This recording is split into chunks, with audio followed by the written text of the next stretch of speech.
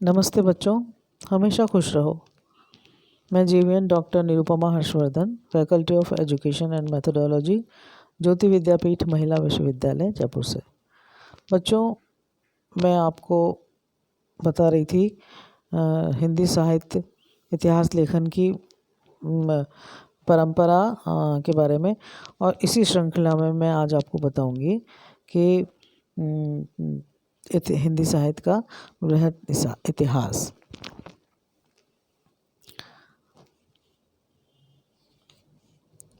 ये हिंदी साहित्य का वृहद इतिहास विशाल ग्रंथ है, एक बहुत ही विशाल ग्रंथ है, और इसकी रचना एक व्यक्ति ने नहीं की। जिस तरह से मैंने आपको बताया था कि फ्रेंच विद्वान का पहला गार्सा द तसी का पहला लेखन था, पहला ग्रंथ था, और सेंगर जी का दूसरा था, ग्रियर्सन जी का तीसरा था, मिश्रबंधु जी का चौथा था, और शुक्ल जी का पांचवा था।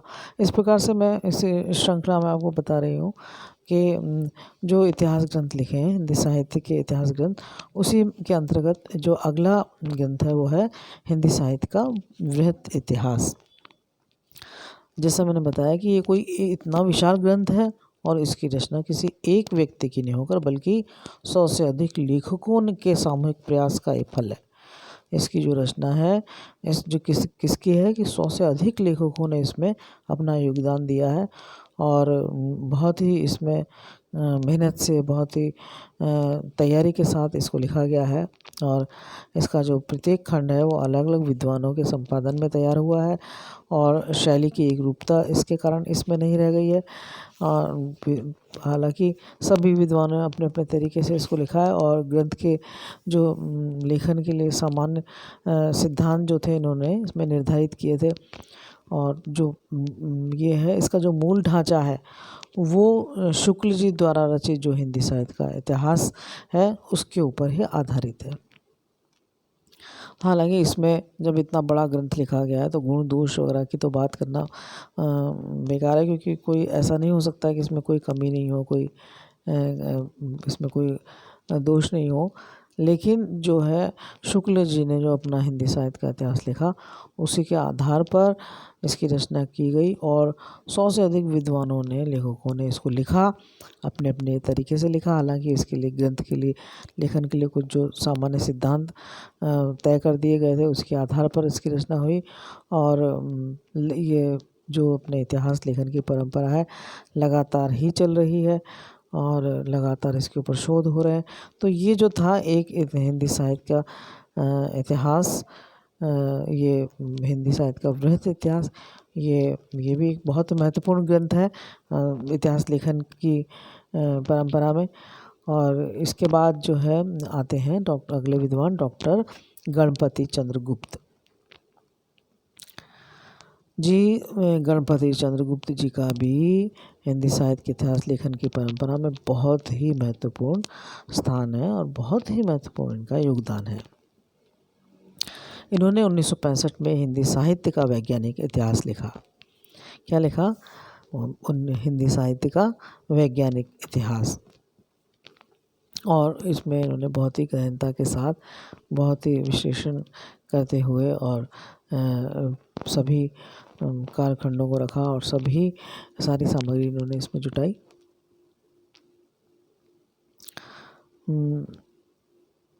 जो खुद स्वयं गणपति चंद्रगुप्त इस अपनी ग्रंथ के बारे में कहते हैं कि विगत 30-35 वर्षों में हिंदी साहित्य के क्षेत्र में पर्याप्त अनुसंधान कार्य हुआ है, जिनसे बहुत सी ऐसी नई सामग्री तथा नए तथ्य और नए निष्कर्ष प्रकाश में आए हैं, जो आचार्य शुक्ल जी के वर्गीकरण, विश्लेषण आदि के सर्वथा प्रतिकूल पड़ते हैं। तो इन्होंने जो लिखा है, गणपति चंद्रगुप्त जी ने, इन्होंने ये बात कही है अपने लेखक के रूप में। और तो ये कहते हैं कि भाई आवश्यकता इस बात की इन शोध निष्कर्षों के अनुरूप ही इतिहास को नए रूप में प्रस्तुत करें और पुरानी मान्यताओं से चिपके ना रहें। तो इन्होंने अपने तरीके से इसको लिखा है। और हालांकि होता ही है कि एक विद्वान दूसरे विद्वान के में कमी दिखा देते हैं और कई प्रशंसा करते हैं, तो जब जो अब जितना अध्ययन करते हैं वो अपनी बात कहते हैं, तो ये तो होता ही है। और इसी प्रकार से ही इन्होंने डॉक्टर गणपति चंद्रगुप्त जी ने भी कहा है। और इन्होंने डॉक्टर गुप्त जी ने इसी पद्धति का अनुसरण करते हुए शुक्ल जी के जो काल विभाजन को स्वीकार नहीं किया, कि उन्होंने कहा कि नहीं भाई, पुरानी मान्यता हम नहीं मानेंगे और नए नए शोध होने चाहिए। तो इन्होंने शुक्ल जी के जो काल विभाजन को है उन्होंने इसको स्वीकार नहीं किया। और इन्होंने हिंदी साहित्य के इतिहास को 3 कालखंडों में बांटा, ये जो कि प्रारंभिक काल, मध्यकाल और आधुनिक काल में इन्होंने विभक्त किया है। तो जो ये हैं डॉक्टर गणपति चंद्रगुप्त, ये कहते हैं कि नहीं, ऐसा नहीं है, और अलग अलग कालखंडों को इसमें इन्होंने नाम दिए और अपने हिसाब से इन्होंने इनको प्रारंभिक काल और मध्यकाल और आधुनिक काल के अंतर्गत इन्होंने इसको रखा है। आचार्य गणपति चंद्र शुक्ल जी ने गणपति चंद्र जी ने शुक्ल जी की अनेक मान्यताओं को निर्भीकता से इन्होंने खंडन किया है। उन्होंने कहा है कि नहीं, जो शुक्ल जी हैं वो मुझे यहाँ पे मैं इनसे सहमत नहीं हूँ, इनकी मान्यताओं से।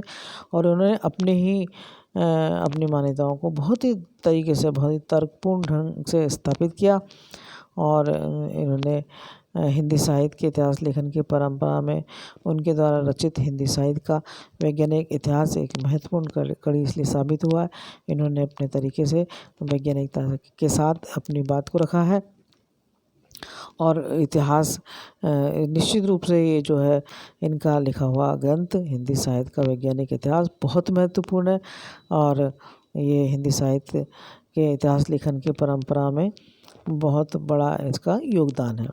तो हम देखते हैं कि जो स्पष्ट ये है कि भाई हिंदी साहित्य के जो इतिहास लेखन में जिस परंपरा का सूत्रपात गारसा दत्तासी ने किया था वो आज तक जीवित है। और विद्वानों ने अपने अपने दृष्टिकोणों से जिन इतिहास ग्रंथों की रचना की है वे हिंदी साहित्य के इतिहास के विविध प्रश्नों को प्रकाश में लाने के लिए बहुत ही महत्वपूर्ण सिद्ध हुए हैं। और उम्मीद तो यही की जा सकती है कि भाई हिंदी साहित्य का इतिहास के बारे में और शोध होते रहेंगे और इसमें इजाफा होता रहेगा और इसके अंदर नवीन सामग्री का प्रकाशन देखने को मिलेगा। तो बच्चों, इस प्रकार से हमने जाना कि हिंदी साहित्य का इतिहास लेखन की जो परंपरा है वो किस तरह से गुजरी है, किन चरणों से निकली है, और पहले विद्वानों से होते हुए अंतिम कौन से विद्वान हैं और उनके द्वारा लिखे गए क्या क्या ग्रंथ हैं और उसमें किन सामग्रियों का वर्णन है। तो मुझे उम्मीद है बच्चों, ये आपको हिंदी साहित्य इतिहास लेखन की परंपरा बहुत अच्छी तरह से समझ में आ गई होगी। आप इसको पूरी तरह से अध्ययन करें, पढ़ें, समझें, इसको दोहराएं। दोहराने से तात्पर्य है कि इसको बार बार मन में देखें, इसको समझें कि किस तरह से परंपरा शुरू हुई और किस तरह से उसमें विकास होता गया, किस तरह से उसमें परिवर्तन आते गए, किस तरह से उसमें और इसका परिष्कार होता गया। तो मुझे उम्मीद है बच्चों कि आपको ये समझ में आया होगा। और फिर भी आपकी कोई जिज्ञासा है तो आप ज़रूर मुझे कमेंट बॉक्स में कमेंट करिए, मैं आपकी जिज्ञासा का समाधान करूँगी। और शेष में अगले वीडियो में आपको अन्य विद्वानों के बारे में बताऊँगी, अन्य और विषय के बारे में बताऊँगी। नमस्कार।